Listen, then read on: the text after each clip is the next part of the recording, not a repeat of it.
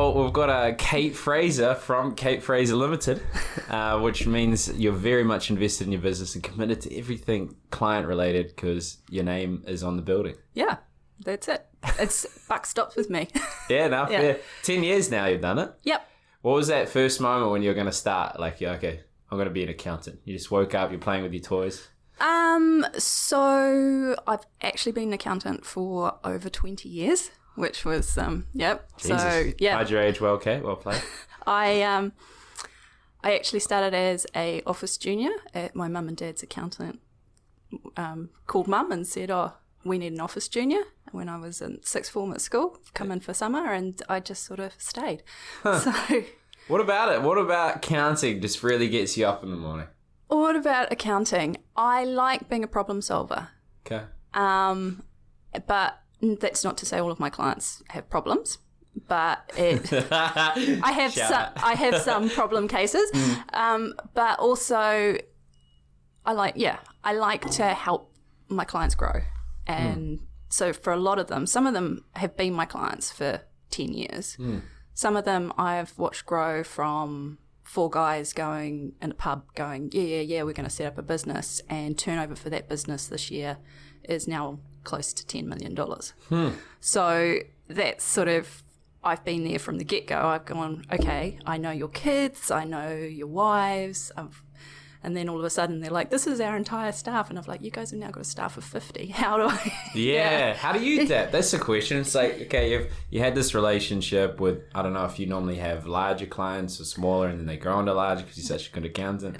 But like, what's that transition like when you're going from initially a smaller business and now you've got 50 staff that you're still their trusted advisor? So they have brought in other people to do bits and pieces, but still come big questions. They still come to me. I still do their annual compliance. I still meet with their sort of accounts person or their CFO maybe every quarter, and we sit down because I've had that relationship with them for so long that it's just like, we're thinking about doing this. What do you think? Or, okay. Yeah. So you act as a sounding board. Like, what makes clients stay for 10 years? Like, what is it that you approach differently that they don't necessarily want to move on even when they have 50 staff? Well, I guess, I don't know. Maybe they like me. Yeah, well, humble is a good start. Maybe it's the service that I provide, I think. Okay. Yeah. And because most of my client base come from people that I know personally, and I guess I'm trusted. So that's was your first start? Like, so obviously you've been an accountant 20 years and you decide I'm going to go out on my own. And I think in part it was family and flexibility and lifestyle was a contributing factor. Yeah. So 10 years ago, I had my second daughter. Actually turns 11 in a month. Up until then, I was a tax specialist at various firms because I have my master's in tax. And it was sort of like, well, my husband and I sat down and we discussed it, and we both decided that we wanted our kids to like always have somebody there to come home from school or go and pick them up. Or if there's a big school event or something, it's not that hard for for me to go, okay, cool, I'm flexible, I can work a couple of hours later and I can just go down there, rather than I've had experience in medium tier firms where you went there at 8:30 and you left at 5. We were standing around at 5 to 5 by our desks milling around like it was time to go from school kind of thing, and I was just like, that's not how I work very well. So was it scary? Like, were you just like, nah, I've got this easy? It was scary because I came from bigger firms and I knew how the processes were supposed to work, and I'm like, how does that work from a one-man band perspective, even down to deciding on what tax software or software was.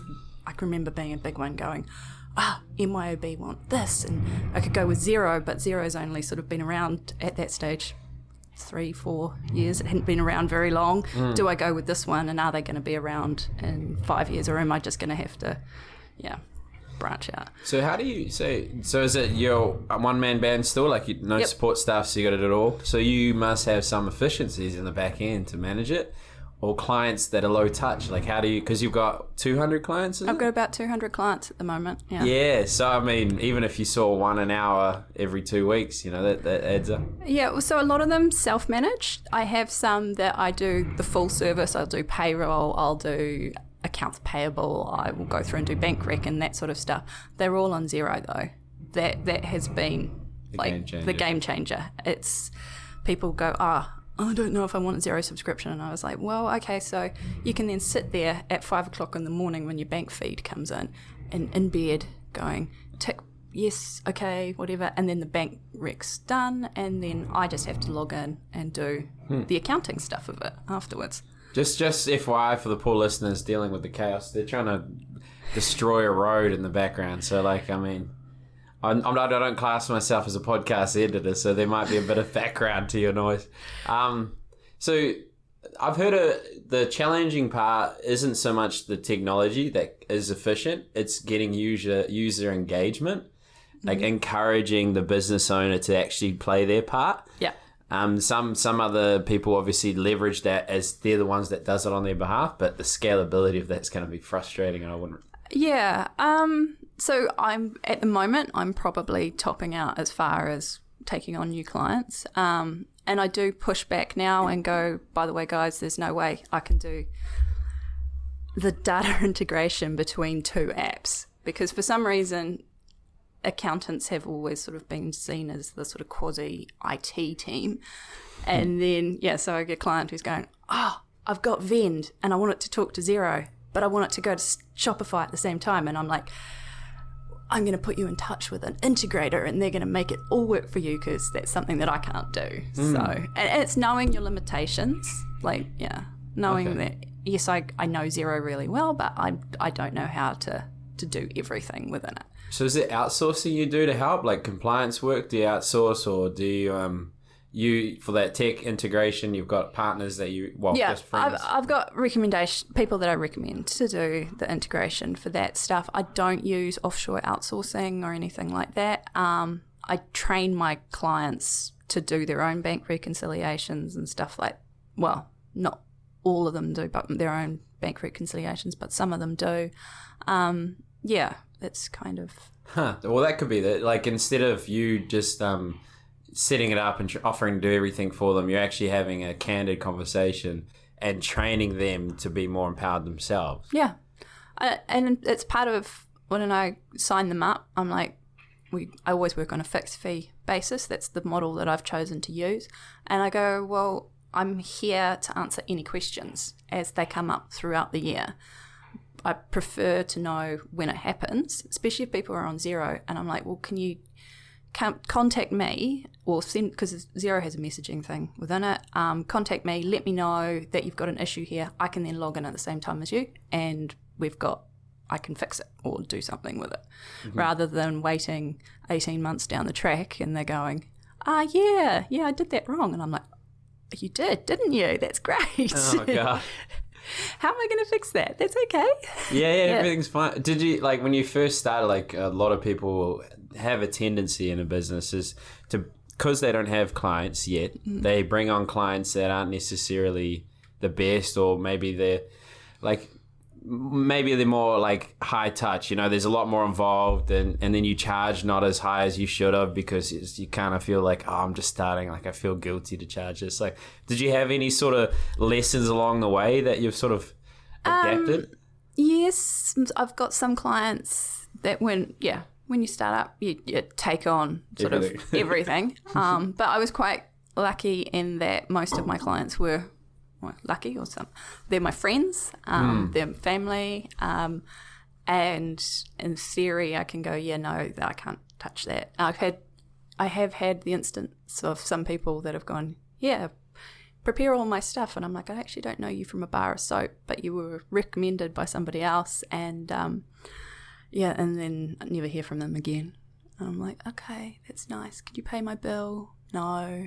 And it's just like, okay. Great. Does it happen much in accounting where people don't pay? It's just not so much, because you tend to want to pay your accountant, because they know things. No, we don't know things, but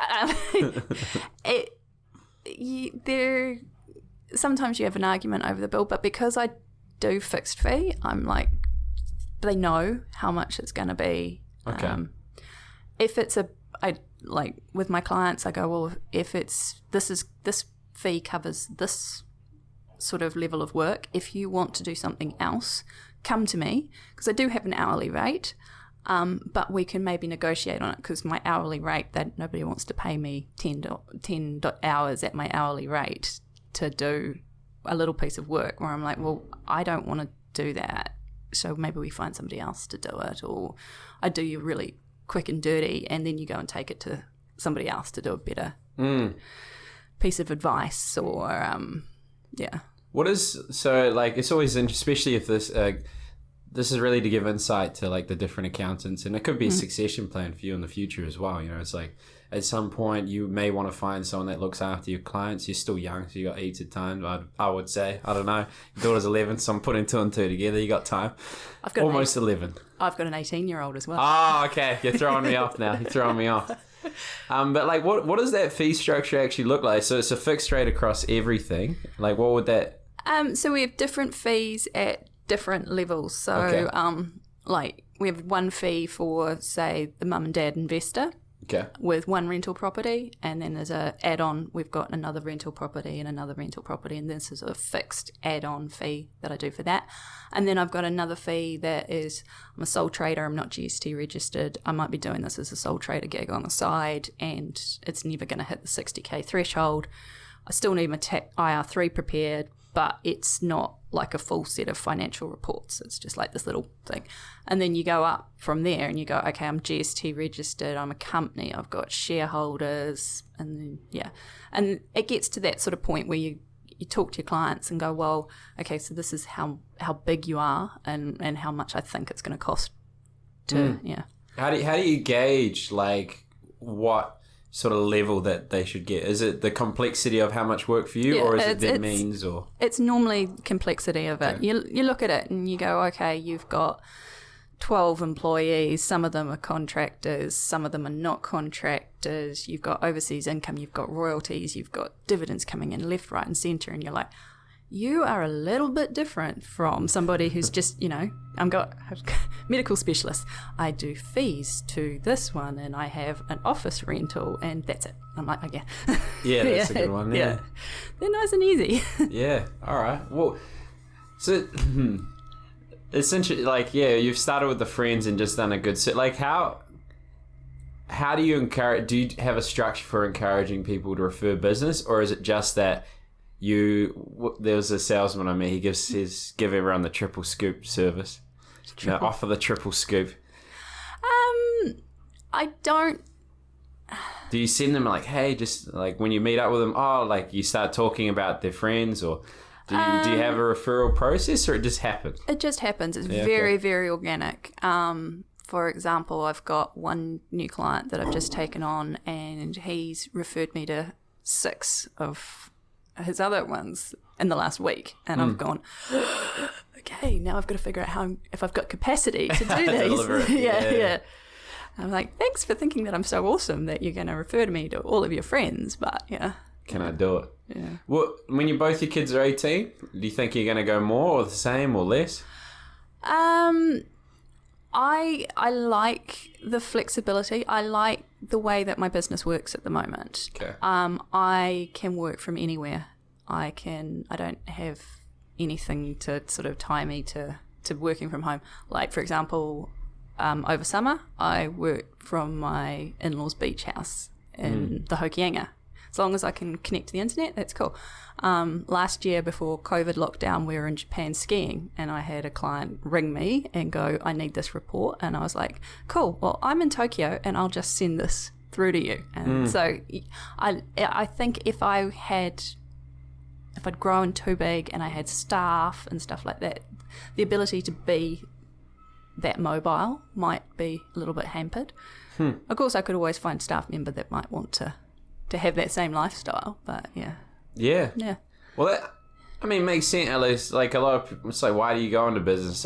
I don't really want to reach the level of scale like I would comfortably just enjoy, having a certain number of clients, just a few staff to hang out, and then maybe a new advisor, so you can train them and help contribute to their narrative. But the challenge I have is that I've started building a brand, and it's starting to go well, and then the scalability is just going to have to happen to service the inbound. Yeah.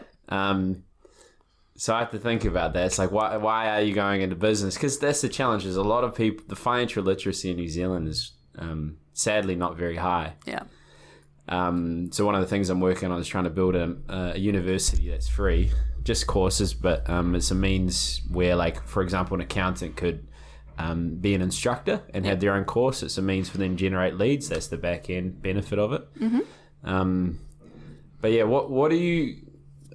how do you gauge if someone's ready for scale? Like, or what's your experience been when you've seen those 4 guys in a pub and then they started to go up to 50 staff and 10 million revenue? Like, what's the transgression? Like, what are the stages people go through when trying to grow? What are the stages? So basically, you go from just the really simple, this is something we do at night, or we've got another job on the side, and then it's like, okay, I can actually make money here, and then it's the next sort of the step to do is we have to invest in our business. And for a lot of people, it's sort of like, well, okay, some like the ones that I was telling you about with the 4, those guys invested in some pretty big pieces of equipment that they had to get in from overseas. And then it was like, well, there's no money in the account to pay for my salaries for the year, sort of thing. And it's like, oh, okay, so you knew that was coming. That's how we've got to that stage. And then they've got the equipment in, and they're a New Zealand leader for it. And then all of a sudden it's like, well, we need another bit of that. And I said, so we already know what the next step looks like, and we've got to bring in more teams to run this bit and then this bit. And so a lot of it's holding hands for and going and being a sounding board. COVID was a nightmare for a lot of my clients that just went, what do we do for the next step? All our plans, everything that we've talked about, it stopped. And I was like, well, okay. Yeah, you don't even know. You're like, oh, shit, what is this? Just don't ask me to do a cash flow forecast right at the moment. Kind of thing. And if I hear the words wage subsidy one more time, I'm just going to scream. It changed a lot of, because it used to be a really, we grow, we invest in some assets, then we grow and we invest in some assets and then we grow, and then we go, okay, the business is at the point where do you sell out? Do you do this? But that whole, I can't even leave my house thing kind of, killed it in a big, but then everybody, well, not everybody, a lot of my clients bounced back, changed, pivot, all of a sudden. I'm part of, I loved it. We had one call from a client, like the markets went down by 20%. And then I just had one call and they're like, oh, I think this could be a pandemic. It was in Feb. I was like, pandemic? But I was like, okay, let's assume that it is going to be a pandemic. The approach that we have is diversified across the different asset classes, and you're not going to lose your money. It's going to go down. It's going to come back up. I don't know when. Mm-hmm. And then I was like, at least just give me 2 years. Yeah. And then it came back. But so for me, it was just like, oh, well, I have less expectations from the clients, from staff, so I could just innovate and think outside the box and work on brand and building marketing and how to deliver service more effectively. And so I loved it, And I was next to the beach until they banned you from swimming. So that was the only tough life. I've got one client who was like, because I sent out email to all of my clients when they announced there's going to be support and stuff. And but we're going into lockdown, so you'll have to change all our meetings to Zoom and Teams and everything else. And one client comes back and he goes, this pandemic thing, it's made me realise that I've just been living like I'm already in a pandemic and nothing's changed. I just don't go out anywhere. And I'm like, yeah. Yeah, no, that's true. How do you... how do you find, like, obviously, so you've got this remote business. Mm-hmm. Was there any pushback on, like, hey, you don't have a meeting room, or do you do a shared space, or how do you stay motivated when you're not around things? And I go to my clients, because a large percentage of my clients are my friends. It's all right. I can come around. I have a dedicated office space in our house, and it's got its own external door and stuff like that. They come up. It's parking in the middle of Mount Albert, which they're like, it's easy. The pushback, I haven't really had any pushback. I'll go down to visit them, or Okay, fair. Well, yeah, for me, like, especially with COVID, it's really highlighted there's not really a need for a lease or owning a building. And I'm still, like, we own this floor, but I'm still gonna get a commercial property to handle the scale, but only because I need the accountability. So, like, if I'm at home, I'm just lazy and complacent. So when COVID hit, I was like, oh, fuck. So I put everything in the kitchen. Yeah. So anyone that walked past would see I'm not at the computer. They didn't care. But I was just like, nah, you're lazy, useless. So you got to leverage that accountability. But are you finding a lot of businesses transferring to more of that, like, cost-effective, remote sort of servicing? Yeah. Do you get pushback in terms of, like, let's say all your clients you saw on Zoom moving forward, or would they not like that or not appreciate that? Or so the clients on Zoom, everybody's got a lot better with using the technology now. When the first time there was like, oh, I'm talking to a blank screen, thanks. Or the best one was trying to have a meeting with somebody whose kid had changed them into a potato. And I'm like, can I walk you through how to get rid of the fact that you're a potato? And it's like, that would be great. But I didn't have that. You didn't have that one? No, I need to hang out with more families. It was, so everyone's kind of got better at that. And there's, like, opportunities to just go, well, okay, I've got clients in Queenstown. As much as I'd love to pop down there quite often to go and visit them, I'm like, well, no, cool. You can either call me, or you lose a lot of the I don't want to say triggers, but you lose a lot of it not being able to see somebody face to face, and adopting technology has changed that, so they're more open to it. Yeah. The challenge is like, so probably similar to, between 200 and 300 clients per advisor is pretty well, like, you shouldn't go more. Yeah. But then there's also a huge, like, I would argue there's only 50 to 100 financial planners that actually do the old school, like, think about estate planning, insurance, and do the retirement planning, and don't think there's some sort of speculative guru on the market.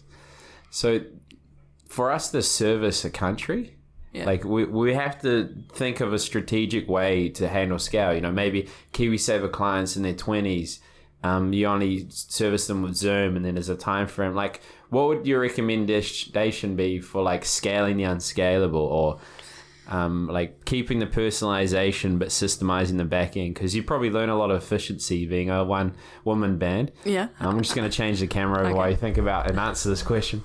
Just keep it rolling. Scaling the unscalable. Yes. Oh. How would I scale the unscalable? No pressure. I'll keep that rolling. This is just to Kate making sure she gives the best answer possible, just like the service she gives to her clients.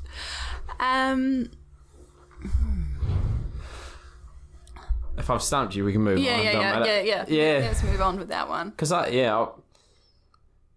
that's the challenge. So my business associate, similar to you, it's just a decade, a bit longer, so 33 years.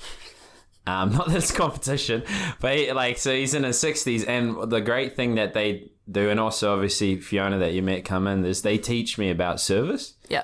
So I'm used to going out there, meeting people and selling, and being that instant gratification, but like thinking in the old school way, birthday presents, handwritten cards, like hand delivering Christmas cakes every year, like that sort of thing. Yeah. I might not have done if I wasn't surrounded by the team that I have. So that's my concern, is like, I want to have the back end systemized and streamlined, so when we need to operationally deliver a plan, for example, we can do it very quickly, or process withdrawals and deposits. But then using that to make sure we're so efficient that we can still provide the personalized service. Yeah. But yeah, I don't know how to scale it, so I won't ask you that again unless you've got... So compliance, which is a large chunk of my business, is, it's pretty much black and white. You go, it's this, it's this, it's this, it's this. It's the additional stuff. It's the knowing how people's families work. It's the knowing that somebody's going to have a baby, or somebody's mother is really, really sick, and you're ringing them to go, you need to pay prov tax in 2 weeks or something, because you've already sent them out a letter a month before going, your prov tax is due, but just knowing in the back of your head going, I sent out 70 prov tax letters, but I know that this person will have not, well, they're actually emails, they will be sitting in a giant folder of, I've got other things to do with my life right at the moment, and just calling and going, you know that this tax is due. If you can't pay it, let me know, and we can set up a payment arrangement kind of thing. And I think that, yeah, so if you can get the back end working and the actual... So first year with accounting clients is hard, because there's a big, like, you've got to learn the person's business and learn how they work and what their little intricacies are. But then come second year and third year, it's like, well, okay, cool. We know how this works. We know what you do. But then at the same time, you still know that, yeah, well, I don't quite go birthday cards, but I know that, yeah, I know the big life events that are coming, and yeah. Yeah, or to put that in perspective, we do key birthdays. Yeah. So like 70, 65, 60. Because the thing about it is, it's a challenge. You don't want to create an expectation. Yeah. And then if you don't deliver on that, create a poor experience. Yeah. So then it's just like an unexpected nice thing. Yeah.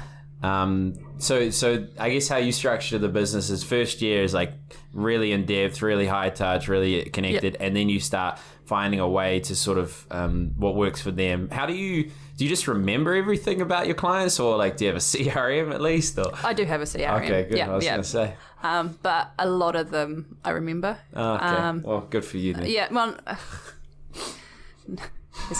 it's all right. My daughter looked at me when I could spout off some stuff that I'd learnt at university a few years ago. Okay. And she just looks at me like, how do you even remember that? And I'm like, oh, okay. Or if I've met somebody, my husband was like, oh, I used to work with blah, blah, blah, and she wants an accountant. And I said, oh, yeah, I remember her. I met her once. And he's like, really? And I said, yeah, and she was wearing a red shirt and blah, blah. And so, yeah. I just remember a lot of things. Yeah, useful. Greg, our business associate, he's similar. Yeah. And I'm not. I remember the things about them as a person because I find that fascinating. Yeah. But like details, where their address is, or like what happened to their portfolio in 2006. It's like, I don't know about that. So the other thing was, if you were to scale that, you would want to make sure that everyone can consistently deliver that and not be reliant on the great people. Yeah. So I do have a CRM system that... Which one? Name and shame. Name and shame. So I use XPM, so Xero Practice Manager, that has a... Okay. Basically, that sort of goes through, has all my client list in there, has notes, it has everything in there. It's tied to Xero, funny that. Yeah. It's also tied to the tax system, so I can go in there and I can go, okay, so I've sent this letter. I know it's in there already. So yeah. It seems to be quite common. Like a Xero is like either a person just completely embodied with Xero, like everything Xero, like they bleed blue. Yeah, pretty much. Yeah. Why is it so good compared to others, or is this you committed to it now? You're in it. Or... Well, no. So I used MYB at various other jobs. Mm-hmm.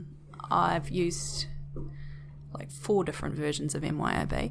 Xero, I've always found I like the concept of the whole Kiwi development of the company, but it also has meant that it's cloud-based. I don't have to particularly worry about, I can't access things I have to come back to my PC. I don't have a PC. I have a MacBook Air. That's my entire business and a portable hard drive. It's like, okay, cool. Everything backs up to the cloud, obviously. But, they've put a lot of effort into making their ecosystem work really well. So if people come to me and they go, oh, I want to do a POS system, and I'm like, okay, cool. Well, we're already using Xero. Why don't we use something that will flow into that and integrate straight into that? Or I want an inventory management system. And I'm like, okay, well, there's a real basic one already built into Xero, but you need a better one. So let's get somebody to come in and talk to you about integrating those two systems together. But yeah, so what I try and tell my clients is that you've got Xero as your base platform, but we're going to buy all these different modules to interconnect them in together. And that makes like, that's the other good thing, like Salesforce is a similar genre in the sense that it's a source of truth that everything integrates with. Yeah. So I guess that would be one of the benefits of a big brand like that, is people have already worked towards making the modules be able to integrate. Yeah. You don't get to list yourself on the Xero web, like recommended products, without going through testing and saying, because they're protective of their brand, which is, Yeah.